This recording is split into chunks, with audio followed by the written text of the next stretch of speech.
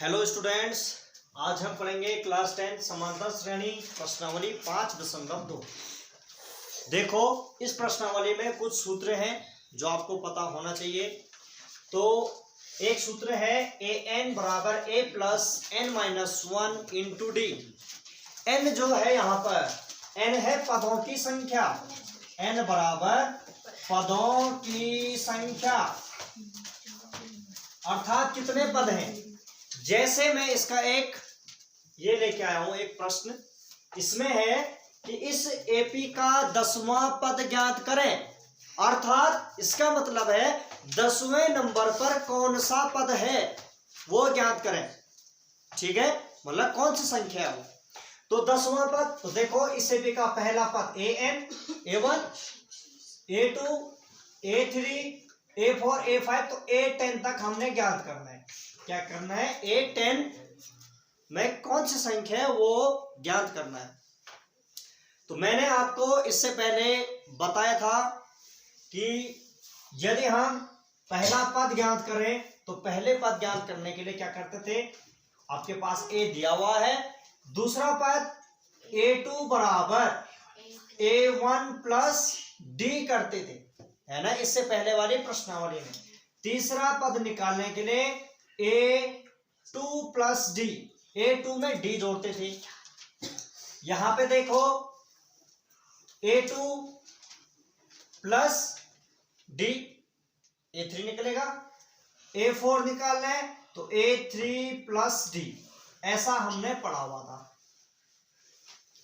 परंतु कभी कभी ऐसा होता है कि आपके पास बहुत सारे पद दिए हुए हों, अगर मैं इसका 10वां पद ज्ञात करूं तो 10वां पद ज्ञात करने के लिए मेरे को पहले a8 और a9 ज्ञात होना चाहिए। जब a9 कैसा होगा, a8 प्लस d, a8 में मैं d जोड़ूंगा तो a9 प्राप्त होगा। और a10 कैसे होगा, a10 बराबर a9 प्लस d। परंतु इन सवालों में हमारे पास a9 नहीं दिया हुआ है। ठीक है, हम इस प्रकार भी इसको ज्ञात कर सकते हैं। पहले a4 ज्ञात किया, a5 क्या, a6, a7, a8, ठीक है। परंतु इसमें क्या लगेगा, समय ज्यादा लगेगा। और अगर दूसरी बात है कि इसमें दिया है कि इस एपी का 100वां पद ज्ञात करें, तो क्योंकि 100वां पद ज्ञात करते करते आपका पूरा 3 घंटा निकल जाएगा। समझ गए? तो इसको आसानी से समझने के लिए, आसानी से करने के लिए आपको एक और चीज बताता हूं। दूसरा है कि पहला पद अगर आपको ज्ञात करना है, a1 ज्ञात करना है तो a, दूसरा पद a में d जोड़ दो, तीसरा पद a प्लस 2d, चौथा पद a प्लस 3d, पांचवा पद a प्लस 4d। इस प्रकार आप कोई भी पद ज्ञात कर सकते हैं। जिन बच्चों को ऐसे में प्रॉब्लम होती है कि a2 को a प्लस डी लिखें या a3 को a प्लस 2d लिखें, तो उसके लिए ये वाला सूत्र है, यही सूत्र ये बन जाता है। तो आपको यहां पर किसी प्रकार का सूत्र इस प्रकार नहीं लिखना है। ठीक, इसके लिए क्या लिखेंगे, अगर मैं इस प्रश्न को करूं, अभी इसको हल करूं, तो इसके लिए क्या होगा, 10वां पद ज्ञात करें, अर्थात n बराबर 10 दे रखा है हमारे पास, पद कितना है, 10 है। तो a10 बराबर a प्लस a है हमारे पास 2,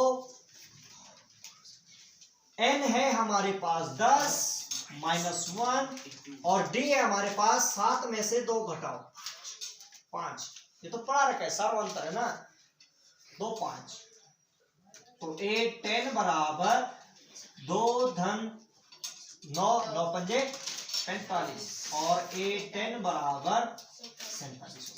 अर्थात इस एपी का 10वें नंबर पर पहला, दूसरा, तीसरा, चौथा, पांचवा, छठवां, सातवां, आठवां, नौवां, 10वां नंबर पर 47 आएगा। वो संख्या 47 होगी। इसीलिए जो ये सूत्र है, ये सूत्र आप याद करें। ठीक है, ये आपको आना चाहिए। अब चलते हैं प्रश्नावली 5.2 की ओर। प्रश्नावली 5.2 में पहला प्रश्न है,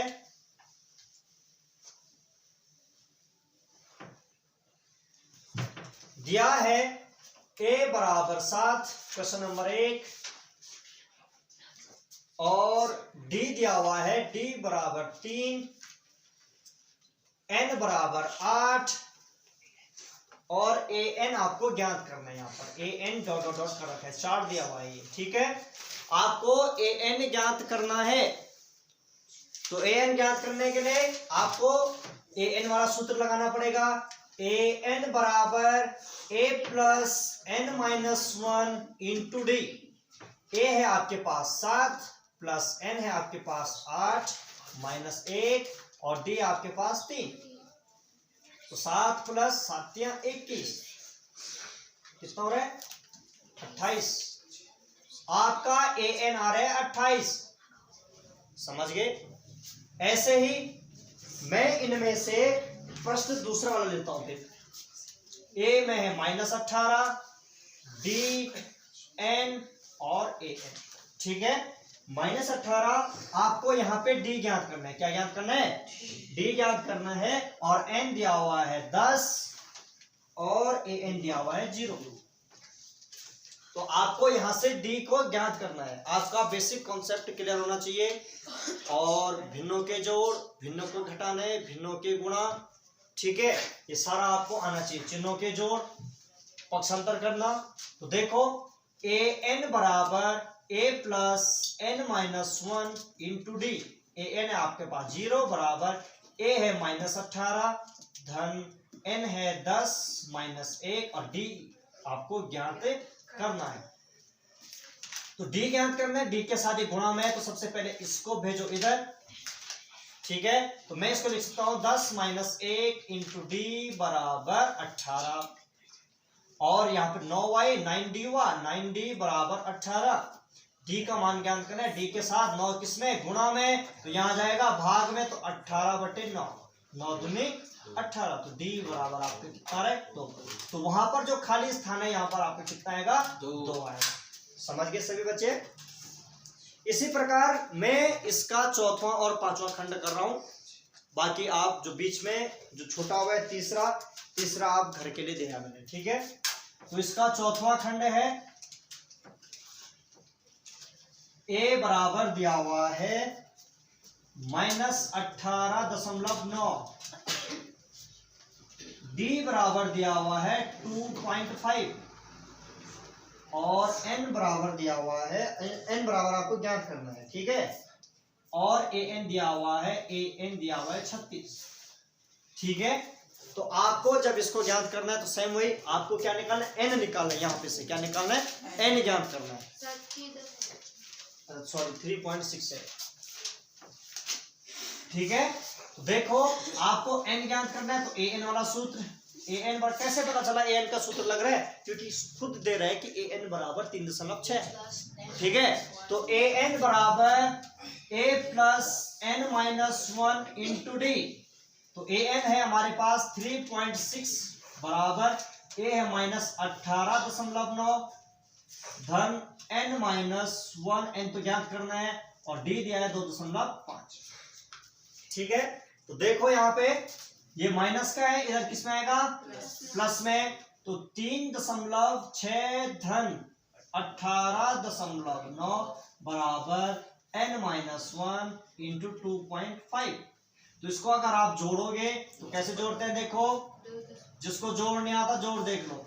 18.9 इसमें 3 दशमलव के नीचे 0.6 और 3 इधर, तो 9 6 15 का 5 हासिल लगी 1 8 3 11 1 12 का 2 हासिल लगा 1 1 1 2 दशमलव के नीचे दशमलव, तो यार है 22.5 बराबर n माइनस 1 इंटू 2.5, ठीक है।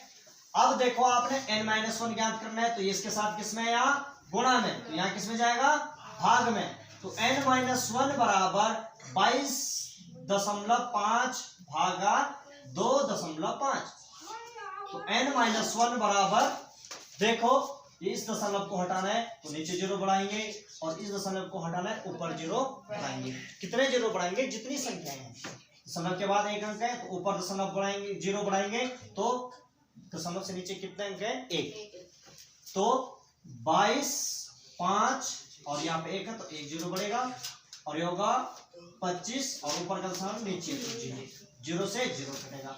25 9 225 होता है तो n-1 बराबर 9 और n बराबर माइनस का 9 था, इधर गया धन में तो 9 करीब 10, अर्थात n बराबर आपका क्या आया 10। समझ गए? इसी का मैं अब पांचवा भाग लास्ट पांचवा भाग करते हैं। प्रश्न नंबर 1 का पांचवा है ना। पांचवा है a की जगह पे दिया हुआ है 3.5, d की जगह पे दिया हुआ है 0 और n की जगह पे दिया हुआ है 105। आपको an ज्ञात करना है।